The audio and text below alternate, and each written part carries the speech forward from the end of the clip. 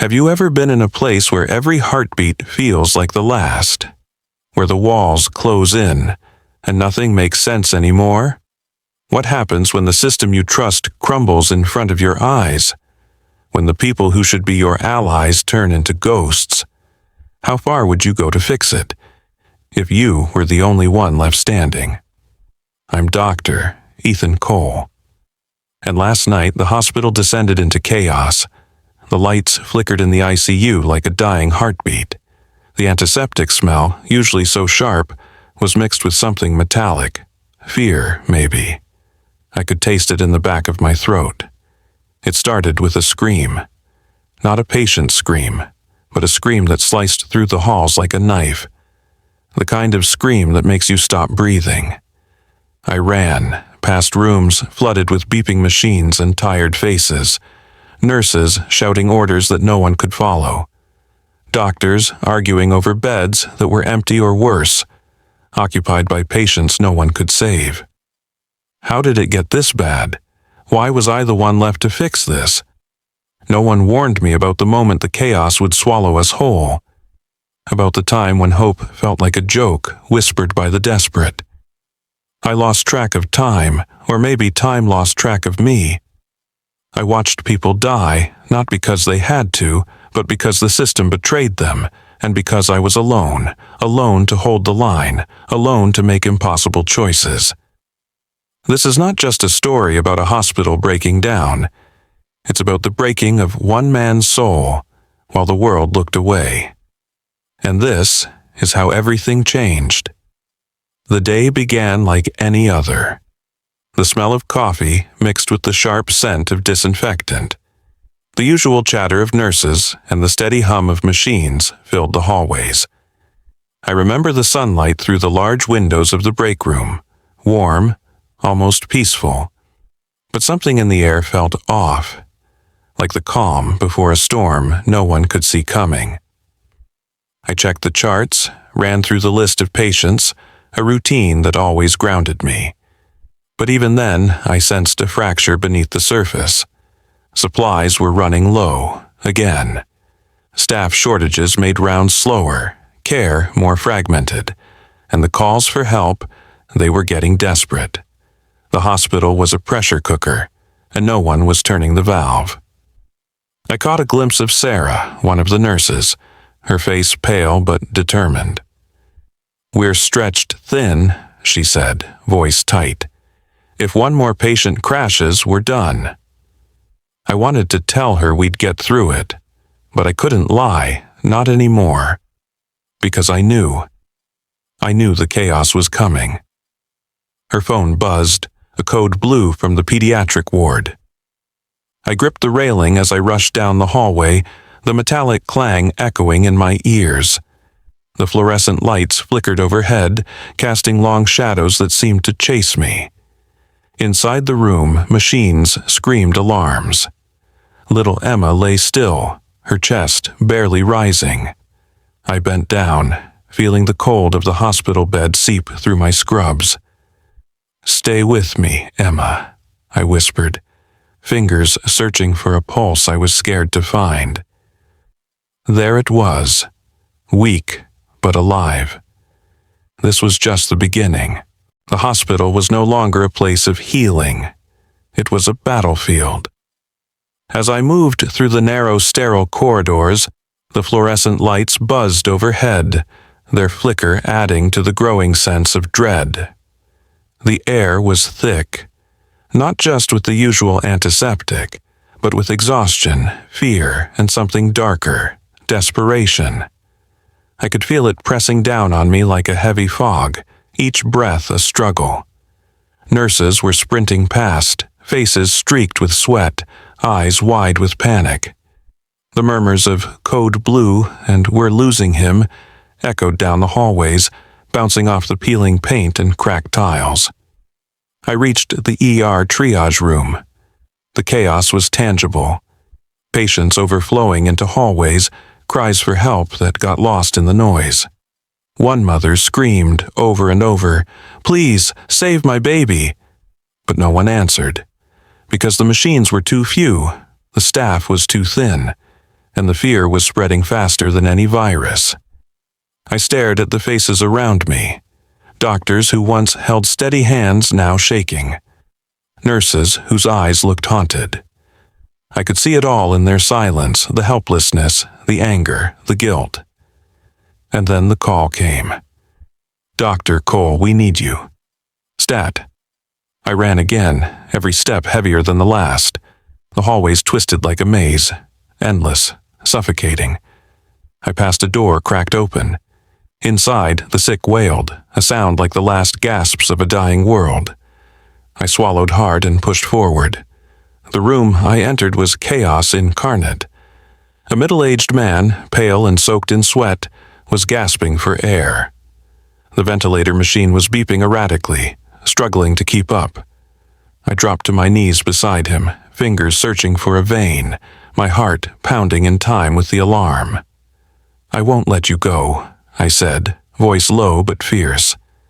Hands moved around me, nurses adjusting IV lines, doctors barking orders, but none of it felt coordinated. It was survival mode, pure and raw. And then the power flickered. The monitors dimmed. For a moment, everything stopped. In that silence, I saw it clearly. The hospital was unraveling, and so were we. I rose, sweat dripping down my forehead, and forced myself to focus. I made calls, begged for reinforcements, promised miracles I wasn't sure I could deliver. But no one answered. The system had turned its back on us. That's when I realized something terrifying. I was the only one left who could keep this place alive. Every decision from here on out, every life or death choice, would be mine. And the weight was crushing. The hours blurred. I felt the cold sweat trickle down my spine as I moved from one emergency to the next. I held hands with strangers, whispered promises to patients whose eyes were already slipping away. I heard sobs from hallways, quiet prayers muttered under breath. There was a moment when I locked eyes with a young nurse. Her hands trembled as she tried to place an oxygen mask on a child's face. Her voice cracked. "I'm scared." I squeezed her shoulder. "Me too, but we're still here. We're still fighting." That was the closest we came to hope that night. But hope was fragile. Because behind the scenes the pressure was mounting. Supplies dwindled, equipment failed. Patients arrived faster than we could treat, and the hospital, the place that should have been a sanctuary, was turning into a trap. By dawn, the chaos had become routine. But inside me, something had broken. I was no longer just a doctor. I was a guardian of a collapsing world, and I had no idea how much longer I could hold on. Mini cliffhanger. Then, the call came.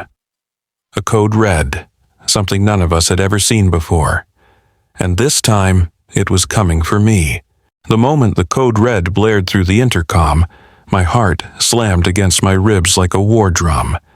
It wasn't a typical emergency. It was something darker, something personal. "Dr. Cole, you need to get to Oregon 3. Now." I swallowed hard, the sterile taste of fear burning in my mouth. The hallway was a tunnel of flickering lights and muffled chaos. The metallic scent of blood mixed with the bitter sting of antiseptic assaulted my senses.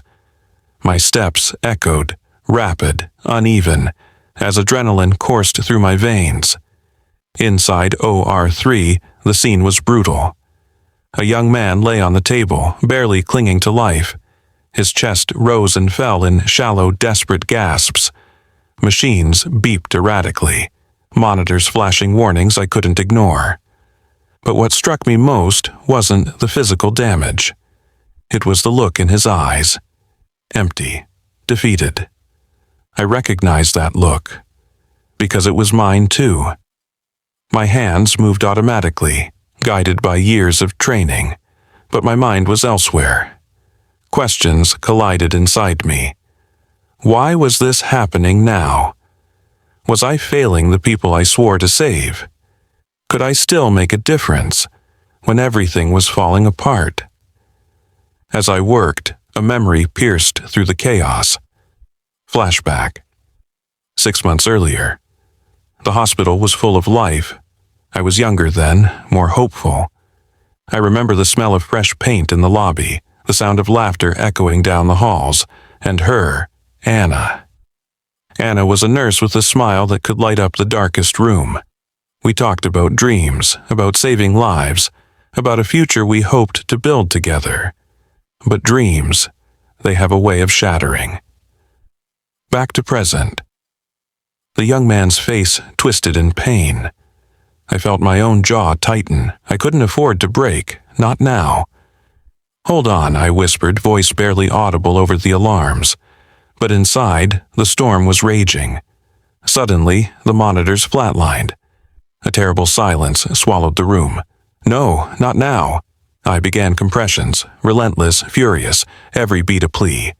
Minutes stretched into an eternity, then movement, a faint pulse. Hope, but hope was fragile. Outside the OR, footsteps thundered. A voice, urgent, desperate, cut through the silence. "Dr. Cole, the hospital's gone dark. The generator's down. No power, no light, no backup. We were alone." In that moment, I understood the truth. The chaos wasn't just in the hospital, it was inside me. And I had a choice to make. Could I save him, and myself, before everything collapsed? They told us help was on the way. That's what they always say. But as I stood in that darkened hallway, with the emergency lights flickering like dying stars, I knew. No one was coming. The generator had failed. The backup systems were gone. Every beep, every monitor, every life support machine, silent. There were no more codes, no more alarms. Just the sound of chaos shrinking into something worse. Stillness. Stillness is louder than panic. It's where the screams go to die. I moved like a ghost. My footsteps drowned in the dim silence. The ICU, once buzzing with urgency, was now a graveyard of blinking red lights and powerless machines. I passed bed after bed, faces lit only by moonlight slipping through shattered blinds. Children, the elderly, people who trusted us to keep them alive. They were slipping away, and there was nothing left to fight with. I wasn't going to let them die in the dark. Not like this. I grabbed my flashlight. My hands trembled, not from fear, but from rage. Not at the patients, not even at the failing equipment, but at them. The system. The ones who turned their backs. The ones who sat behind desks while we begged for more beds, more staff, more time. And when we needed them most, they disappeared. In the East Wing, I found Sarah, curled up on the floor, blood on her scrubs. "Are you okay?" I whispered, kneeling beside her. She looked up, eyes empty. "I lost 3 in 10 minutes. I couldn't even call time of death. There's nothing left to say." I put my hand on her shoulder. "There's us. That's what's left. You, me, them, and we don't stop." She nodded, but the movement was hollow. We began moving room to room, manually bagging air into lungs with handheld resuscitators, listening for the faintest signs of life. One child, Luca, grabbed my finger, barely conscious, fevered, terrified. "Am I gonna die?" he whispered. "No," I said.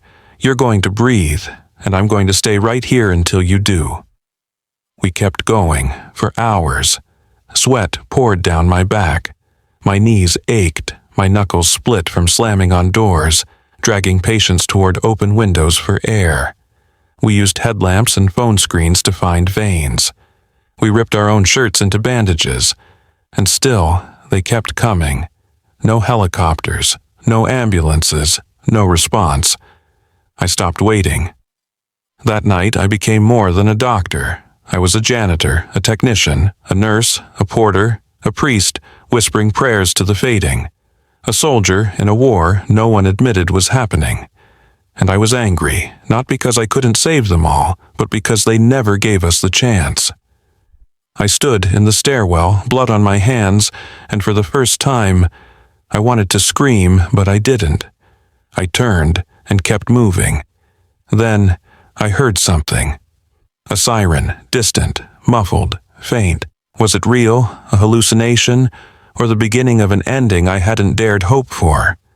I ran, through the dark, down the emergency corridor, past collapsed stretchers and abandoned shoes and bloody sheets. I pushed through the fire exit, blinding light, and I saw it. One ambulance. One. But it wasn't here to rescue us. It was here to drop someone off. They were still sending patients to a hospital that was already dying. So I turned back inside and accepted what I had refused to believe until then. This hospital was a tomb, and I was its last living witness. The hospital corridors were empty, as if the whole world had stopped. Only my heartbeat echoed in my ears. Hours had passed by Emily's bedside, but I was still stuck in that 1 second. The monitor had gone silent, the red line a flat, unbroken streak.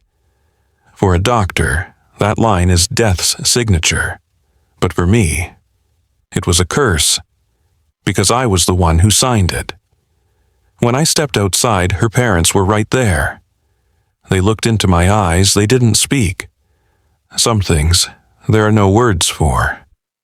I simply bowed my head and gestured inside, over my shoulder. If you'd like, you can say goodbye. As they walked in, I stayed at the door. My breath was uneven. There was a hollow burn in my chest, a pain I didn't have a name for, but knew all too well. You never get used to a child dying, you shouldn't.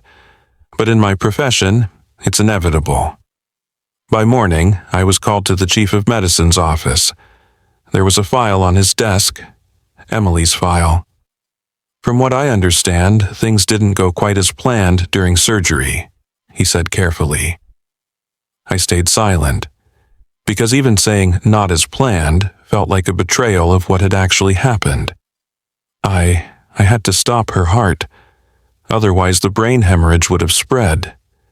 She didn't have a chance, I whispered. And now she has none, he replied. He took off his glasses, not bothering to hide the exhaustion beneath his eyes. Her family's considering legal action. And just like that, the world collapsed on me again. For weeks, I didn't go home. I slept in a call room at the hospital.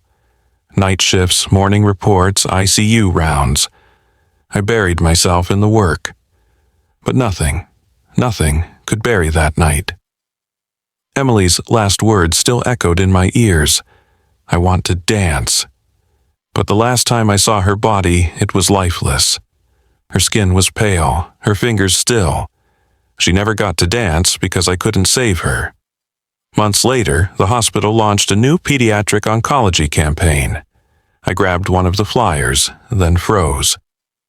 Emily Grace Foundation. Her parents, they were keeping her name alive. The irony, the campaign wanted my support. Me, the doctor who lost her. Should I go? Should I face them? I did. They asked me to speak. My knees trembled. I took the mic, hands cold. All I could say was, I couldn't grant one child's last wish, but maybe I can help make others come true. And then I saw him, Emily's father. He walked up to me, took my hands. The same hands he once slammed into a wall in grief, now shaking. She loved you, he said. In her last days, she thought you were an angel. I looked away. But angels don't make mistakes. He smiled. Sometimes they do, because sometimes they're just like us. For the first time in months, the weight on my shoulders eased, just a little. But that night, it never left me. Months passed. Another overnight shift. Late at night. I was in the archives reviewing old files, checking missing records in the system. I was just about to log out when a flagged note caught my eye. Addendum. Emily Grace, November 2nd, 2024. Autopsy report locked. I hesitated, then clicked. The report opened. Cardioplegic solution dosage administered during surgery was inconsistent with patient's age and weight. Anesthetic records show evidence of overdose.